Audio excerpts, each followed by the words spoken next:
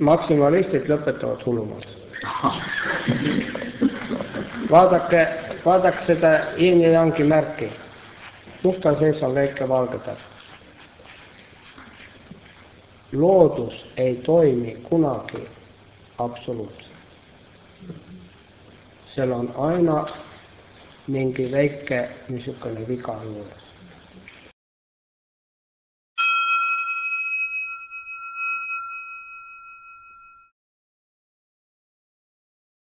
Tere! Arvuti taga on täna jälle Ann ja Leina rääkimas vaimsest hügienist. Ja alustame oma tänast saadet sellega, miks hoolitseda oma vaimsest olukorrast. Arstid ja WHO, Ülemaailmne Terviseorganisatsioon, pluss veel arstid on öelnud, et 80–90% haigustest on psühhosomaatilised või elustiilist tulenevad või siis otsesõnu nagu oma mõtlemised. Ja sellepärast on ka teada, küllaltki palju teada, vaimne olukord on oluline. Ja me võtame nüüd täna vaatluse alla selle, et kuidas sellest vaimsest olukorrast hoolt kanda. Ja miks me sellest räägime, see on ju elementaarne, et tegelikult kui inimese käest küsida, et miks ta siin on või mis on nagu põhieesmärk, siis tegelikult põhieesmärk inimestel on ikkagi olla terve, rõõmus ja tegus. Ja see tegus on võib-olla veel natuke hägus mõiste, ses mõttes, et terve olemisest saab igaüks aru, aga teguse all me peame siin ise silmas seda, et kuidas teadlikult, tahtlikult kasutada oma sisemist ressurssi, oma sisemist väge ja teha elus neid asju, mis tunduvad õige. Ja mida sa teha tahad? Just, mida sa tahad, jah, see on kõige tähtsam. Kui me tuleme nüüd mõiste juurde vaimne hügieen, mis ei ole nii väga kasutatud siin ilmas, siis suuhügienist teavad täna ju kõik. Ei ole, nagu sa Leino just enne hästi ütlesid, et kõigepealt kui suuhügieniga ei tegele, ehk siis see, et me 2 korda päevas hambaid peseme, kui sa unustad selle ära, siis kõigepealt tunned sina ennast halvasti ja siis õige pea hakkavad ka teised halvasti tundma. Ja mulle eriti veel see suuhügieni mõiste tundub hästi lähedane, sest mu oma ema ja vanaisaki olid hambaarstid ja see mõiste on ema piimaga mulle sisse tulnud. Ja nüüd, kui me lähme nagu siit natukene nagu edasi, siis vaimne hügieen võiks veel nagu hallata endas. Me hoolitseme enda eest. Hoolitseme enda meele, enda mõtlemise mustrite eest, aga niisugusest tai chi taustast vaadatuna me hoolitseme ka oma energiavälja puhtuse eest.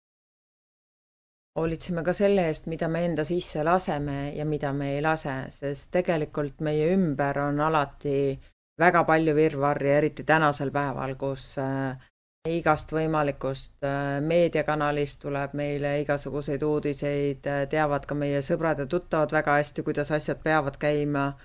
See kõik justkui tuleb meile kui laviin peale. Seda laviini tuleb uksest aknast, tuleb sotsiaalsest ümbrusest ehk meie lähirühmadest, kus me liigume, kus me tegutseme.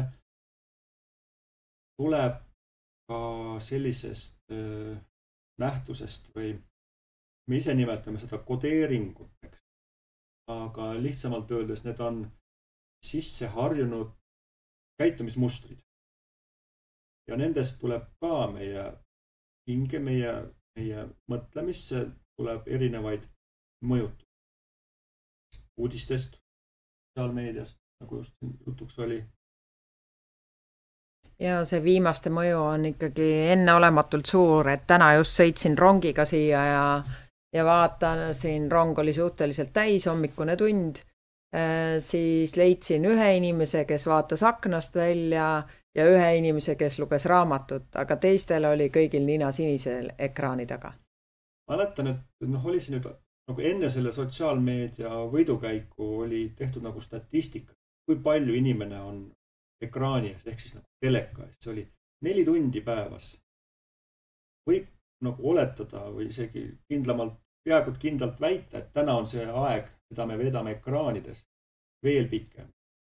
Ja see ekraanis olek ei ole ju nagu niisama, see on ka meie ajule koormus. Ajule anname nagu vunki kogu aeg juurde, kogu aeg tuleb uut infot ja aju peab tegema kõvasti tööd.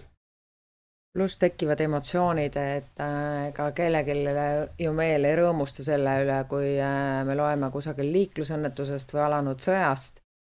Kui need emotsioonid meist kõik läbi käivad, siis see jätab omakorda ka jälje meie tervisele. Muidugi, eks need mõjud, mis meid ümbritsevad, meisse tulevad, nagu me just rääkisime nii-öelda nagu negatiivsemates mõjudes, siis samamoodi tulevad ka positiivsed mõjud. Öeldakse, et metsarahvas oleme. Me oleme harjunud käima. Praegu, kui me saadet teeme, on veel sügis ja just oli selline seenel käimise puu. Me oleme harjunud käima metsas ja see on nüüd üks niisugune lihtne asi, mis on vaimse hügieeni mõttes niisuguse positiivse mõjuga. Vaimse hügieeni üks headest kasutusvahenditest. Siis lisaks võib veel siia tuua, eks ju, et on olemas erinevaid harjutusi ja meditatsioone, et täna järjest rohkem soovitatakse neid idamaiasid harjutusi, nagu meie räägime siin tai chist, aga siis on veel qigong, jooga, väga palju räägitakse meditatsioonist ja seda on isegi nagu väga paljudes ülikoolides ka juba teaduslikult tõestatud, kui palju see aitab meie olemisel rahuneda. Ja on ka tehtud neid ilusate ingliskeelsete nimedega süsteeme, kus on ka palju selliseid idamaa tehnikaid sisse võetud, modifitseeritud tänasesse kasutusse. Kõik nad mõjuvad kindlasti hästi. Ja ei tasu ka alahinnata käimist, et tegelikult kui me rääkisime enne, et see vaimne teema on ka väga palju meie elustiili probleem, siis tõepoolest täna, kus me reeglina ainult istume, läheme rongi, istume, läheme autosse, istume, läheme kontorisse, istume, läheme koju, taas istume, aga meid ei ole loodud istumiseks, meie keha on loodud liikumiseks ja pole midagi lihtsamat, ei pea minema ilmtingimata jooksma ja maratone jooksma, vaid käimine värskes õhus, väga-väga hea ja kasulik. Kui see käimine nüüd juba meil jutuks tuli, siis tasub võtta tähelepanu seda fakti ka, et faktorit, et kui käima minna, et siis käimise ajal jätta ära nagu välised või tehislikud mõjud. Ehk ma pean silmas just kõrvaklappe. Või Aga need on täna moeelement, see sul ikkagi peab peas olema. Võib panna muidugi, jah, kui näiteks sa lähed käima linnakeskkonda ja sul on niisugused klapid, mis on nagu müra summutavad, võtavad sellist kahinat ja segavat müra vähemaks, siis on väga hea mõte see. Aga mitte ühendada seda mobiiltelefoniga, et sealt mingeid järgnevaid helisid või ka podcaste kuulata. Ja see on natuke kahtlane siin praegu, aga rohkem nagu naljaga öelduna. Ja muidugi, mis nende kõrvaklappidesse puutub, siis ma võin nagu omast kogemusest öelda küll, et kui kasutada neid nööpe, mis on juhtmevabad, siis tegelikult see ikkagi elektriväli, mis sealt peaaegu otse ajus sul toimib, et see ühendus on loodud, eks. See mõjub ka halvasti. Bluetooth ei ole maailma kõige tervislikum asi. Kõige mõttekam leiuti sellesse kohta. Ehk siis tegelikult ka need loodushääled, et me õpiksime kuulama tegelikult, mis meie ümber sünnib, aga kui me räägime vaimsest hügieenist, siis me jõuame ka iseenda kuulamise juurde, et me tajuksime ja tunnetaksime seda, kus oleme meie, kuidas me toimime, kas meil on kusagilt valutab või pigistab kusagilt, ehk millele tähelepanu juhtida. Sellel tähelepanu juhtimise oskus on nüüd nagu võiks öelda, et nagu võtmesõna siin. Selline nagu selgitus asjale juurde on see, et kui nüüd see igapäevane mõju, mis meil, olenemata nüüd sellest, et kust ta tuleb ta inimestelt, lähirühmast või tuleb ta uudistest või tuleb ta tehtud asjadest, läbi elatud asjadest. See teeb ajus nagu omale rajad sisse. Ta nagu künnab teatud teed sisse, kust hakkabki nagu mõte käima. Mõte hakkab seal jooksma ja jookseb seal järjest kergemini. Ja see jääb nagu toimima, püsiva. Ja nüüd, kui me õpime mingisuguse, ma ikka ütleks nagu tehnika või harjutuse abil tooma selle aju keskendumise või selle mõttemustri uude kohta, siis sisse käidud rada saab nagu puhata. Ehk ajul ressurssi üle, et see sisse käidud rada ei pea enam nii suure innuga töötama, vaid uus koht, kuhu sa teadlikult selle mõtte viid või tähelepanu viid, et see hakkab vaikselt tegutsema ja muud osad saavad rahuneda. Ise nimetame siin nagu harjutust. Et teeme harjutust selliselt, et tähelepanu läheb uude kohta. Kas või, nagu just oli meil jutuks siin kõndimine, et kas kõndimise ajal tood tähelepanu mingisugune kõndimisega seotud tegevus. Olen ise teinud ilusa nimega harjutusi nagu metsakümblused ja seal me toome väga konkreetsesse kohta need tähelepanud just metsas käimise ajal. Eks see on hea võimalus siis seda nii-öelda vaimse hügieeniga tegeleda ja seda ka parendada. Ehk võib-olla ongi paslik jagada nagu reaalses elus kasutatavaid nippe, mida iseenda jaoks teha annab. No üks selline oluline tähelepanek siin juures on veel see, et õhtu ja hommik, ehk siis õhtul enne magama jäämist ja hommikul just peale tõusmist on aju juba või veel siis sellises hästi-hästi vastuvõtlikus olukorras. Kõik, mis nagu info või ärritus väljapoolt tuleb, et see mõjub või siis siirdub ajus nagu sügavale, et jääb kestma. Võtta endale rahuhetk hommikul peale ärkamist, pool tunnikest ja õhtul enne magama minekut ka, et ei kuula ühtegi meediakanalit, ei vaata sotsiaalmeediat, ehk kuulad tuult, vaatad aknast välja ja unistad näiteks. Just, ja lased tulla seda, mis aju tahab sulle päevaks näiteks infot anda või... Ehk lased ajul rahuneda. Ja. Ilma väliste mõjuteta ja väga tore on näiteks kas või ka mingisugune tore ja huvitav vestlus enda pereliikmetega. No veel võib muidugi vaadata enda ringi ja ringi ses mõttes, et kellega suhtled, kellega sa koos oled. Kui on ikkagi väga negatiivseid inimesi, siis neid tasub kohe täiesti teadlikult vältida. Kui on võimalik, siis vahetada need negatiivsed inimesed positiivsed rõõmsate inimeste vastu.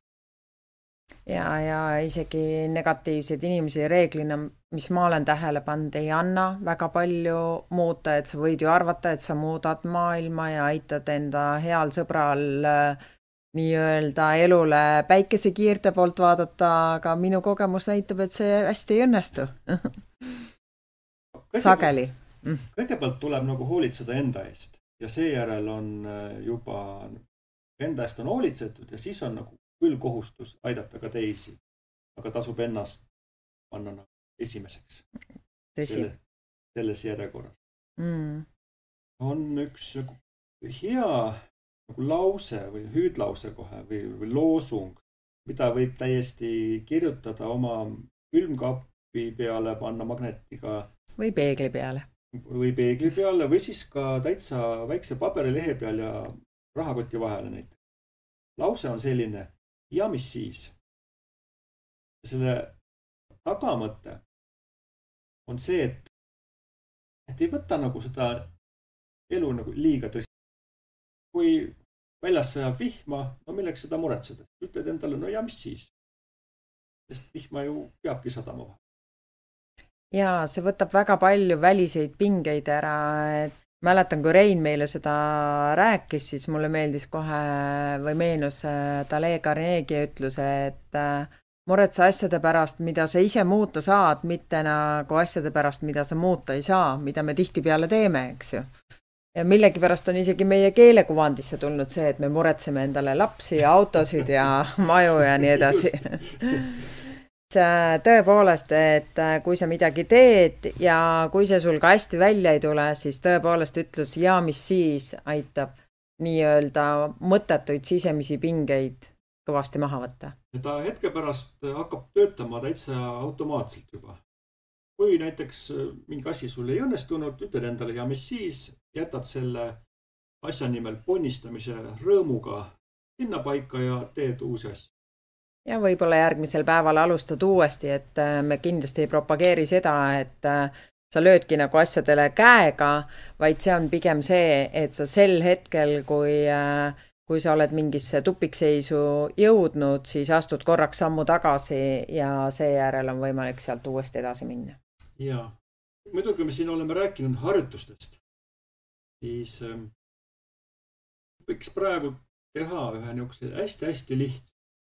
No võiks öelda ka kohe kõige lihtsama harjutus, mis on ja ta vaimset hügieeni. Vaimse hügieeni mõistes võiks sellist tüüpi harjutust teha iga päev ja iga päev just nagu päeva keskel. Nõnda, et sa saad oma rutiinsele päevale nagu käärid sisse lüüa. Lõikad korraks selle päeva kulgemise või rutiini või selle olukorra, mis päeval on, korraks nagu läbi ja alustad uuesti nagu puhanunuma. Räägi, mis harjutus see salakaval harjutus on? Harjutus on salakaval, jah, just nimelt. Lihtsuses peitub. Lihtsus on siin saladus. Alustame harjutusega. Istu mugavasse asendisse. Ükskõik kas tooli peal või põrandal kuskil matil, padja peal. Need on mugav ja ei pea liikuma, et saad vabalt rahulikult istuda. Silmad kinni. Ja jälgid korraks oma hingamist. Tood tähelepanu õhu liikumisele ninas ja jälgid õhu voolamist. Jälgid oma hingamist, õhu liikumist.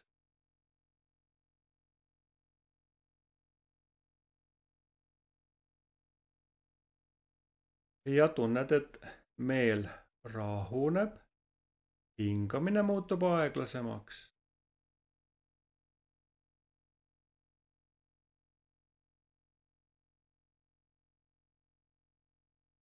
Ja mõtled ka oma õlgadele.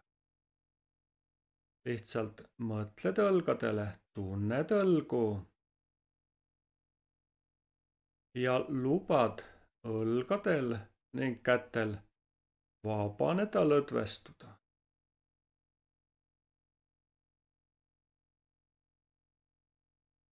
Tunned, et õlad vabanevad, lõdvestuvad käed ja muutuvad raskemaks.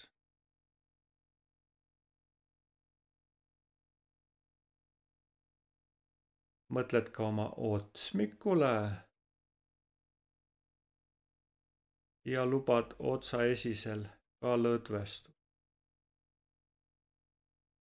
Lihtsalt mõtled sellele, et see lõdvestub ja siis need otsmikulihased ka vabanevad lõdvestu.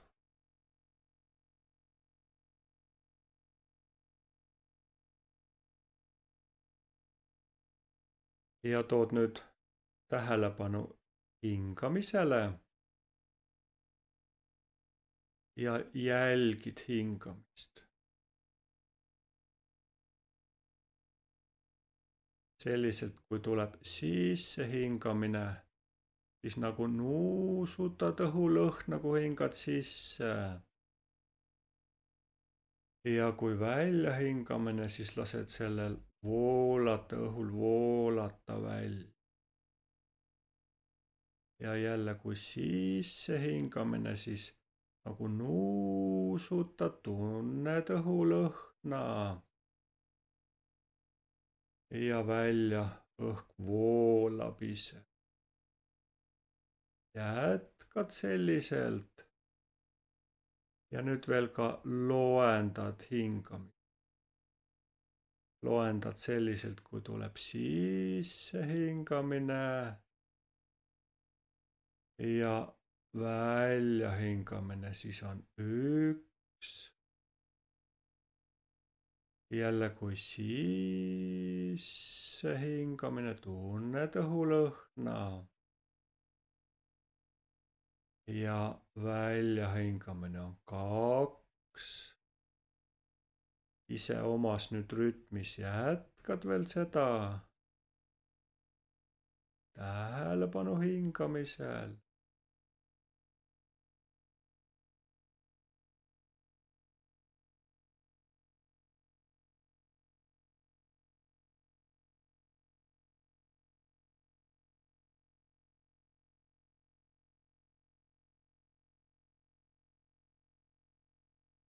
Ja hingamine muutub vabaks.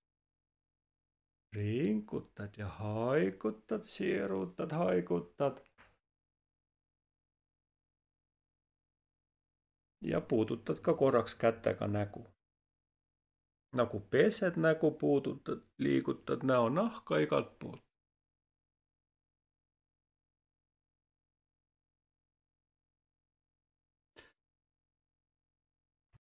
Ehk nii lihtne ta ongi. Nii lihtne see elu ongi, jah. Aga selles lihtsuses on saladus siis sees, kui seda teha. Ja see regulaarsus on ka väga oluline, et sa siiski ei unusta ära, et mul on täna nii kiire, ma ei jõua. Selle 10 hingamise pausi, mis võtab, ütleme, et 1 minut, 5 minutit, ütleme 10 minutit, sa ikka enda jaoks ju päevas aega leiad. Nõnda, jaa. Ja nüüd natuke, kui nüüd tagasi minna, isegi kui juhtub, et üks päev nagu ei saa seda teha, siis selle kohta sa vaatad sinna külmkappi või peegli peale. Ütled, mis siis? Ja mis siis? Aga järgmine päev juba teed. Ehk kokkuvõttes vist võimegi öelda, et meelerahu võimaldab kasvatada väge. Just nõnda. Olgem vägevad. Aitäh! Aitäh!